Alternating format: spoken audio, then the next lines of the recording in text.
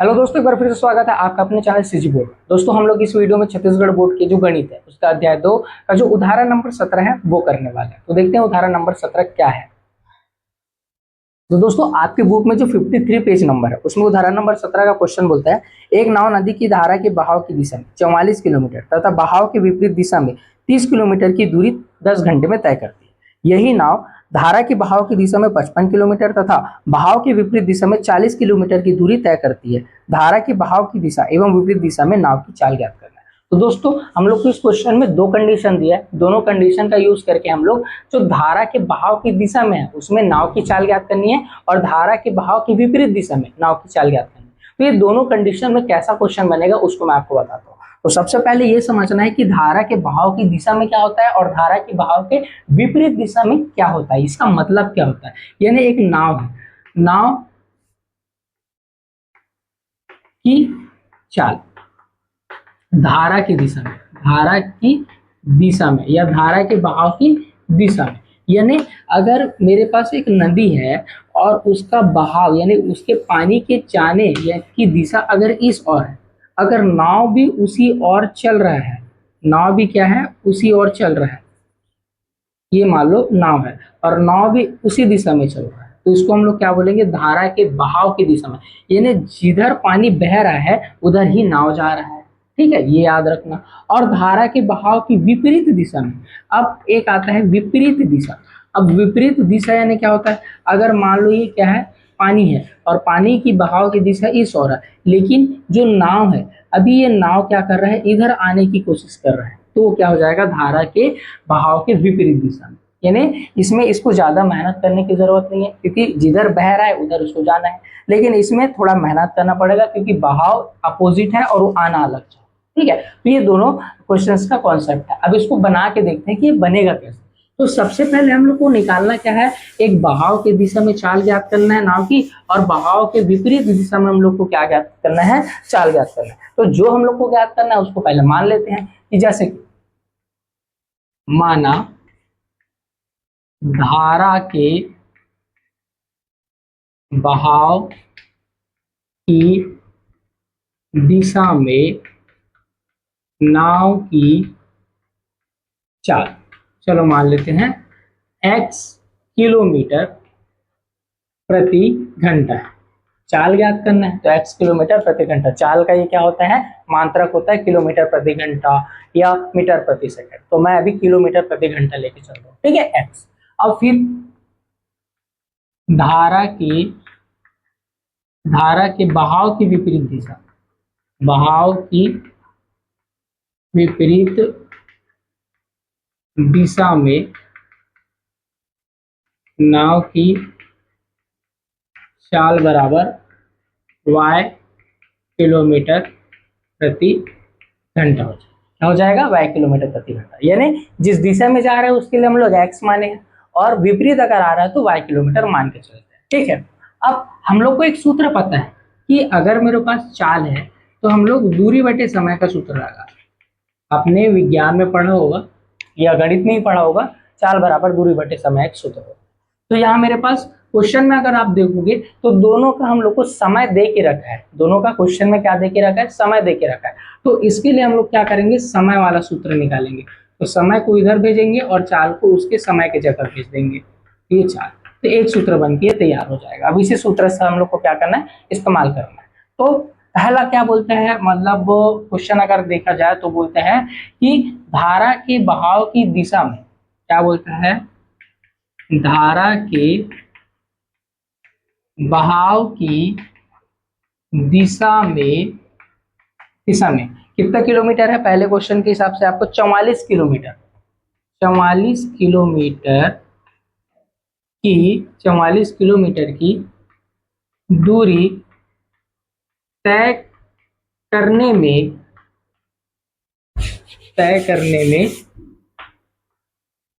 लगा समय। अब उसको क्या लिखेंगे, समय यानी दूरी बटे क्या होता है, समय यानी क्या होता है, दूरी बटे चाल होता है। समय का भी सूत्र निकाले थे, दूरी बटे चाल। तो दूरी कितना दिया है, 44 किलोमीटर, और चाल क्या मानो, x। ठीक है, तो क्या हो जाएगा, 44 बटे x क्या हो जाएगा, समय। फिलहाल समय निकालना है अभी, क्योंकि क्वेश्चन में आपको टोटल समय दिया और ये क्या हो जाएगा हावर, 44/x हावर यानी घंटा। ठीक है, दूसरा क्या बोलते हैं, धारा की बहाव की विपरीत दिशा में, विपरीत दिशा में है ना, कितना किलोमीटर है अब, उसका 30 किलोमीटर हो जाएगा, 30 किलोमीटर की दूरी तय करने में, थोड़ा सा पास हो गया, इसको फिर से लिख देता हूं मैं, धारा की बहाव की विपरीत दिशा में 30 किलोमीटर की दूरी तय करने में लगा समय। अब इसमें कितना समय लगता है उसको देख लेते हैं। अगर देखा जाए तो उसमें 30 दिया है, 30 किलोमीटर, और समय इसका वाय, मतलब सॉरी चाल वाय माने हैं, तो ये हो जाएगा 30/y। ठीक है, तो ये दोनों मिल गया। अब प्रश्नानुसार क्या बोलता है उसको देखो। प्रश्नानुसार क्या बोलता है कि धारा के बहाव की दिशा में और धारा के बहाव के विपरीत दिशा में कुल समय कितना दिया है, 10 घंटे दिया होगा आपके क्वेश्चन में। देखना कि धारा के बहाव की दिशा में 44 किलोमीटर तथा धारा के बहाव की विपरीत विपरीत दिशा में 30 किलोमीटर की दूरी तय करने में लगा कुल समय। कुल समय आपको दिया होगा 10 घंटे। क्या दिया होगा, 10 घंटे। अब ये दोनों भी समय है और ये भी समय है, यानी दोनों आपस में क्या होगा, बराबर। इन दोनों को जोड़ेंगे तब जाके 10 घंटे आएगा, क्योंकि जाने का समय और आने का समय दोनों क्या है, 10 घंटे। यानी जिस दिशा में जा रहा है और विपरीत दिशा में जा रहा है दोनों का सेम रहेगा। तो हम लोग क्या लिख सकते हैं, 44/x प्लस 30/y बराबर 10 घंटे। ऐसा एक समीकरण बना सकते हैं। ठीक है, अब उसके बाद यहाँ इसको समीकरण 1 नाम देते हैं। फिर इसी प्रकार से दूसरा प्रश्न शर्त बताता है, पुनः प्रश्न अनुसार एक और क्वेश्चन दिया है उसको देखेंगे। पुनः प्रश्नानुसार एक और शर्त आपको दिया है कि बोलता है कि धारा के बहाव की दिशा में 55 किलोमीटर तथा धारा के बहाव की विपरीत दिशा में, विपरीत दिशा में कितना दिया है, एक 55 किलोमीटर और एक 40 किलोमीटर दिया होगा। 40 किलोमीटर की दूरी तय करने में लगा कुल समय, ये दिया है 13 घंटे। इसको कैसे निकालेंगे, सेम 44/x और 30/y निकाले हैं। तो ये 55 है तो 55/x दिशा में, और विपरीत दिशा में 40/y, और ये भी क्या हो जाएगा, 13 घंटे। ये समीकरण आपका 2 होगा। तो इस तरीके से दो समीकरण को हम लोग क्या करेंगे, लाएंगे इसके शर्त अनुसार जो क्वेश्चन दिया है उसके। ठीक है, अब इसमें आप देखते हैं कि क्या करना है कि हम लोग 44/x और 30/y वाला क्वेश्चन तो बनाया नहीं है, तो हम लोग क्या करेंगे, 1/x को कुछ मान लेंगे, जैसे u मान लेंगे, और 1/y को हम लोग क्या मान लेंगे, v मान लेंगे। ये हम लोग क्या करेंगे, मान के चलेंगे। तो अगर समीकरण 1 में देखिए, समीकरण 1 में तो यहाँ 44/x है, तो मैं 44 गुणित 1/x लिखूँ या 44/x लिखूँ, एक ही मतलब है। और प्लस और क्या है, 30 गुणित 1/y और 10। ठीक है, ऐसे लिख सकते हैं। अब ये 1/x का मान रखेंगे तो 44u हो जाएगा, और 1/y का मान रखेंगे तो v हो जाएगा। तो ये कितना हो गया, 10। ये एक समीकरण आपको जिसको हल करना है वो बन के तैयार हो गया। तो अगर इसको हम लोग देखें तो इसमें से कॉमन भी निकल सकता है, इसको और सरल कर सकते हैं हम लोग थोड़ा सा। जैसे कि 44 और 30 है, तो यहाँ से अगर मैं 2 कॉमन निकाल दूँ तो 2 कॉमन निकालूंगा तो 22u प्लस 2 एकम 2 और 2 पंचे 10, 15v हो जाएगा, और इधर 10। अगर इसको इधर भेजूँ और काटूँ तो 2 एकम 2 और 2 पंचे 10 कट जाएगा, तो 22u प्लस 15v और इधर 5। ठीक है, ये इसको पक्षांतर करके भाग में लेके गया और 2 पंचे 10 करके काट दिया। इसको हम लोग समीकरण नंबर 3 मान लेते हैं। अब यहाँ पास देखेंगे कि समीकरण 2 में रख देते हैं, समीकरण 2। अब समीकरण 2 में इसी को रखेंगे तो क्या हो जाएगा, 55u प्लस 40v और बराबर 13। ये हो गया आपका समीकरण नंबर। दोस्तों यहाँ पर देखा जाए तो समीकरण 3 और समीकरण 4 हम लोग को मिल गया है। अब ये समीकरण 3 और 4 को सॉल्व करके हम लोग को क्या निकालना है, u और v का मान निकालना है। तो इसमें मैं 2 विधि का इस्तेमाल कर सकता हूँ जो पीछे पढ़ाया हूँ, एक प्रतिस्थापन विधि और एक विलोपन विधि। इस क्वेश्चन में हम लोग क्या करेंगे, विलोपन विधि। विलोपन विधि में नियम क्या बोलता है कि दोनों का गुणांक जो है सेम रहना चाहिए, गुणे में जो चीज है वो सेम रहना चाहिए ताकि उसको हम लोग घटाया जोड़ सके। लेकिन यहाँ देखा जाए समीकरण 3 में 22 दिख रहा है और लेकिन समीकरण 4 में 55 दिख रहा है, तो इन दोनों को हम लोग को सेम करना है। तो उसके लिए हम लोग क्या करेंगे, उसको ध्यान से देखना। हम लोग करेंगे कि समीकरण 3 में किसका गुणा कर देंगे, 55 का गुणा कर देंगे। किसका गुणा, 55 का गुणा, तथा अब समीकरण 4 में 22 का गुणा करके घटाने पर यानी दोनों में विपरीत संख्याओं को गुणा करके इसको घटा देंगे तो हमारा आंसर आ जाएगा। जैसे कि 22 में अगर 55 का गुणा करूं तो देखते हैं 55 गुणित अगर मैं 22 कर रहा हूं तो कितना आएगा, 2 पंचे 10 के 0 हंसला 1, 2 पंचे 10 और 1 11, 2 पंचे 10 के 0 हंसला 1, 2 पंचे 10 और 1 11, 0 1 2 1, ये कितना हुआ 1210 u। ये आ गया आपका इसमें। अब 15 के साथ भी 55 का गुणा करेंगे, इसके साथ 15 के साथ, क्योंकि पता है कि एक समीकरण है, अगर इसके साथ मैं गुणा कर रहा हूं तो इसके साथ भी करना पड़ेगा, इसके साथ भी करना पड़ेगा। तो 55 के 15 पंचे 75 हासिल आया 7, 15 पंचे 75 और कितना हुआ 7 4 11 और 1 12 और 7 4 2 हासिल 1, ये हो गया 82। तो 825 ही हो जाएगा, प्लस करके क्या हो जाएगा 825 भी हो जाएगा। 5 के साथ भी करना है 15 का गुणा, सॉरी 55 का गुणा, 5 गुणित 55, 5 25 का 5 हासिल है 2, 5 25 और 2 26 27 यानी 275 आ जाएगा। ये एक नया समीकरण बनके तैयार हो गया जब इसके साथ हम लोगों ने 55 का गुणा किया। अब क्या करेंगे, समीकरण 4 में हम लोग 22 का गुणा करेंगे तो सेम मिलते हुए दिखेगा, क्योंकि 55 को अगर 22 से गुणा करा तो 1210 ही आएगा। ठीक है, 22 को 55 से गुणा करूंगा तब भी 1210 आएगा। कान को इधर से पकड़ो या उधर से पकड़ो, पकड़ाएगा कान ही, है ना। तो ये हो गया।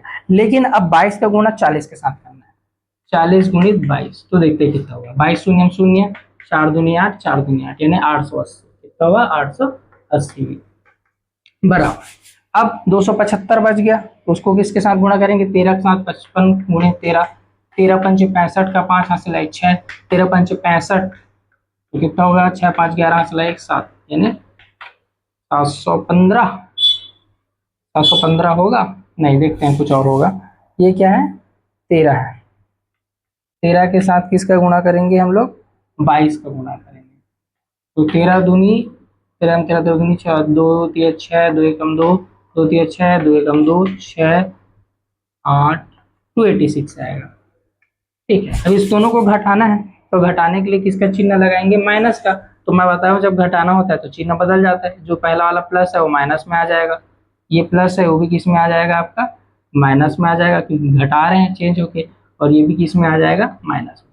चलो घटाते हैं, तो ये दोनों प्लस माइनस में कट गया, सेम सेम है। तो अब इन दोनों को 880 में 825 घटा के देखते हैं। 880 में 825 जब घटाएंगे तो 10 में 5 गया 5, ये बन गया 7, 7 में 2 गया 5, ये कट यानी 55 यानी -55 भी आएगा। क्यों माइनस में आएगा, क्योंकि ये बड़ी संख्या माइनस में। इधर अगर घटाएंगे 286 में 275 अगर घटाएंगे तो 1, 8 में 7 गया 1 यानी -11। ठीक है, तो ये आ गया हमारा दोनों v। अब इसको मैं क्या करूंगा, पक्षांतर कर दूंगा नीचे।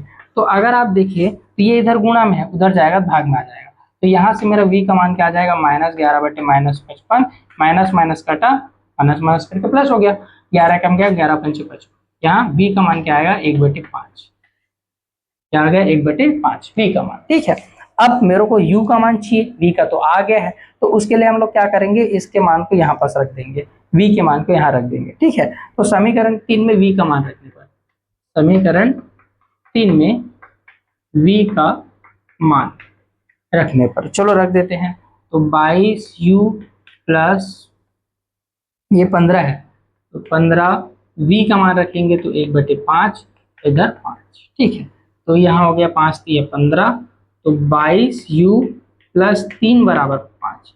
3 को उधर पक्षांतर करेंगे तो 22u बराबर 5 ऋण 3, यानी कि 22u बराबर 5 पे 3 गया 2, नीचे करेंगे तो u का मान क्या आएगा, ये 2/22, यानी इसको 2 एकम 2 2 22, तो u बराबर 1/11 आ जाएगा। तो ये आ गया u का मान। ठीक है, तो v का मान 1/5 आया और u का मान 1/11 आया काटने पर, है ना। अब हम लोग को मेन निकालना है x और y का मान निकालना है। ठीक है, तो यहाँ अगर देखे जाए तो इन लोग का मान हम लोग ला के रख देते हैं यहाँ, जो है u और v के जगह में। ठीक है, तो मेरे पास जगह नहीं है, सॉरी इसके लिए, तो मैं यहाँ पास अपना जुगाड़ बना लेता हूँ। ठीक है, तो 1/x u का मान 1/11 है, तो 1/x और u का मान हम लोग क्या लाए हैं, 1/11 लाए।